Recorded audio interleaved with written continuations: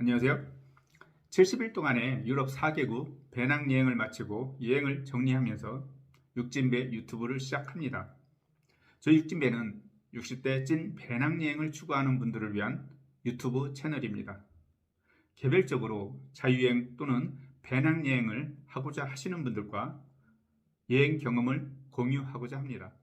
패키지 투어가 아닌 개인 여행을 하고자 하시는 분들과 함께 배낭여행을 떠나겠습니다. 이번에 저는 70일간 이탈리아, 몰타, 그리스, 터키를 배낭여행하였습니다. 처음 여행 계획은 한 달 동안 포르투갈, 스페인, 프랑스, 이탈리아를 돌아볼 계획이었습니다만 갑자기 우크라이나 전쟁이 터지는 바람에 미리 예매하였던 포르투갈행 네덜란드 항공이 취소되어 여러 항공사를 다시 체크한 끝에 밀라노행 터키 항공을 구매하였습니다. 그래서 이태리 밀라노를 시작으로 제노아, 찌됴테레, 피사, 나폴리, 폼페이, 소렌토, 시칠리아를 거쳐 몰타로 넘어가서 여행한 후에 그곳에서 처음으로 저가 항공 라이언에어를 타고 로마로 갔습니다. 처음에는 아테나로 가려고 했습니다만 밤에 도착하는 비행기밖에 없어서 로마행을 택했습니다. 그 후 베네치아에서 5일간을 머무르고 귀국하기 위해서 밀라노로 갔습니다. 그러나 대부분의 유럽 국가가 PCR 테스트를 없앴기 때문에 한국에서도 PCR 테스트를 없앤 줄 알고 PCR 테스트 용지를 가지고 가지 않아서 공항에서 탑승을 거부당했습니다. 그래서 티켓이 한 달짜리였기 때문에 그곳에서 53만 원을 더 지불하고 항공 스케줄을 10일 더 연기한 후 밀라노에서 아테네로 넘어갔습니다. 아테네에서 터키 항공을 선택을 해서 귀국 스케줄을 한 번 더 20일 더 연기한 후에 그리스 섬들을 몇 개 더 방문을 한 후 밀라노로 다시 돌아가서 터키 이스탄불로 넘어갔습니다. 이스탄불에서 한국으로 가는 비행기 연결편이 바로 있지 않아서 다시 리턴 스케줄을 10일 더 연기하면서 총 여행 기간이 한 달에서 70일로 늘어났습니다. 덕분에 생각지도 않았던 터키, 카파도키아 지역을 여행할 수가 있어서 너무 좋았습니다. 이번 여행에 비추어서 만약 터키에서 스탑오버를 하게 될 경우에 대비해서 팁을 하나 드리고자 합니다. 저는 이번에 귀국할 때 한국으로 귀국하는 항공 연결편이 터키에서 24시간을 대기해야 하는 스케줄이었습니다. 그래서 이왕 공항을 나와야 하는 상황이면 며칠을 더 연기하려고 하니 350불을 더 내야 한다고 해서 터키 공항에서 터키 항공에 날짜는 상관이 없으니 비용을 저렴하게 할 수 있는 날짜를 체크해서 달라고 하니 그곳에서 날짜를 찾아보더니 10일 후에 티켓을 선택을 하면 15불만 더 내라고 얘기를 했습니다. 그래서 저는 15불을 지불을 하고 터키에서 10일을 더 여행을 할 수가 있었습니다. 이번 첫 영상은 70일간의 배낭여행을 통해서 느낀 점들을 간단하게 먼저 얘기하고 후에 한 도시씩 출발부터 교통편과 숙박, 여정에 대한 자세한 정보를 영상을 통해서 공유하도록 하겠습니다. 우선 느낀 점을 간단히 말씀드리면 첫째는 항공 티켓은 외국 항공사에서 직접 구매하지 말고 한국 여행사를 통해서 예약하는 편이 좋겠습니다. 앞에서 언급했듯이 저는 처음 하나투어를 통해서 KLM을 예약을 했으나 전쟁 때문에 취소되어 터키 항공 앱을 다운받아서 직접 터키 항공은 취소되지 않음을 확인을 하고 티켓을 구매를 하였습니다. 그러나 그리스에서 항공 스케줄을 변경하려고 인터넷으로 터키 항공 사이트에 접속하여 연락 정보를 찾아 메일과 전화로 연락을 취하였으나 정보가 정확하지 않아서 연락이 안 되는 바람에 어려움을 많이 겪었습니다. 그래서 한국의 하나투어에 메일을 보내서 터키 항공 연락처를 받아서 3일 만에 가까스로 스케줄을 변경할 수가 있었습니다.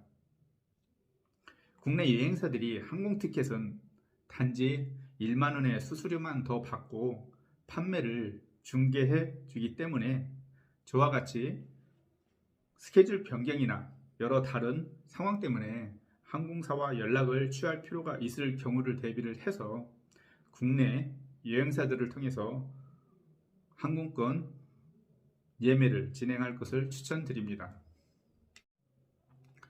두 번째는 유럽 여행 시 굳이 유레일 패스를 구매하지 않아도 될 것 같습니다. 저는 91년도 대학생 때 유럽을 2달 동안 배낭여행하면서 유레일 패스를 사가지고 가서 사용을 함으로써 크게 도움을 받았던 경험이 있어서 이번에도 3개국을 이용할 수 있는 유레일 패스를 사갔습니다만 도움이 크게 되지 않았습니다. 지금은 저가 항공들이 워낙 잘 되어 있고 이탈리아도 알리탈리아뿐만 아니라 다른 철도 회사들도 생겨서 서로 가격 경쟁을 하고 있기 때문에 상황만 맞으면 유레일 패스보다 훨씬 더 저렴하게 할인된 철도 티켓을 구매할 수가 있습니다. 셋째는 가고자 하는 지역이나 도시에 대한 정보를 어느 정도 검색해서 알아보고 가는 것이 좋겠습니다. 대부분이 그렇게 하시지만 저 같은 경우는 여행 갈 때 정보를 검색하고 가면 신선한 감이 떨어지는 것 같아서 일단 그냥 가서 직접 부딪혀보고 그곳에서 인포메이션 센터에 가서 지도와 정보를 얻고 또 호텔이나 숙소 데스크에서 현지인들에게 그곳에 대한 정보를 물어보고 일정을 잡고 움직였습니다. 그러나 여행 준비에 대한 시간이 있는 경우에는 가는 곳에 대한 어느 정도의 정보를 검색해서 가져가고 부족하거나 또는 새로운 정보는 그곳에서 체크해서 진행하는 편이 더욱 유익한 여행이 될 것 같습니다. 또 인터넷의 정보는 시즌이나 상황에 따라 항상 변할 수 있기 때문에 현지에서 더블 체크하는 것이 좋겠습니다. 다음으로는 여행 기간은 길면 한 달 이내로 잘라서 진행을 하는 것이 좋을 것 같습니다. 젊을 경우에는 정신적으로 디프레스만 되지 않는다면 장기간 여행을 해도 건강상으로 문제가 없겠습니다만 나이가 들면 아무래도 스태미나가 떨어지고 지치면 여행의 질이 반감될 수도 있기 때문에 돌아와서 재충전을 하고 다시 여행을 시작하는 편이 좋을 것 같습니다. 이번에 저도 한 달 계획의 배낭여행이었습니다만 여러 가지 이유로 여행이 더 장기화되면서 한 달 후부터는 집중력이 떨어지고 체력적으로도 피곤함이 느껴져서 가끔 하루씩 쉬어준다는 느낌으로 여행을 지속을 하였습니다. 또 숙박을 정할 때는 비용과 위치를 잘 고려해서 숙박을 정하도록 해야 합니다.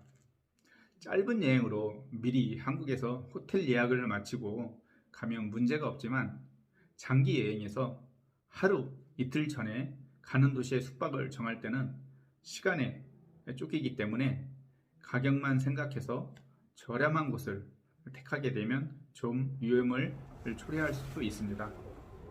저는 처음 가는 몰타에서 저렴한 가격에 도미토리를 예약을 했는데 밤에 도착해서 찾아가려고 하니 구글 지도상에서 볼 때는 거리가 멀지 않았었는데 가서 보니 고가도를 지나는 찻길로 연결이 되어 있고 인도가 제대로 연결이 되어 있지 않아서 걸어서 숙소를 찾아가는데 애를 먹었습니다. 그리고 도착을 해보니 할렘과 비슷한 곳으로 이방인들이 많이 사는 곳이었습니다. 그래서 제가 숙소를 찾지 못해서 예약한 숙소에서 사람이 나올 때까지 근처 거리에서 그 사람을 기다리는 동안 위협을 많이 느낄 정도였습니다.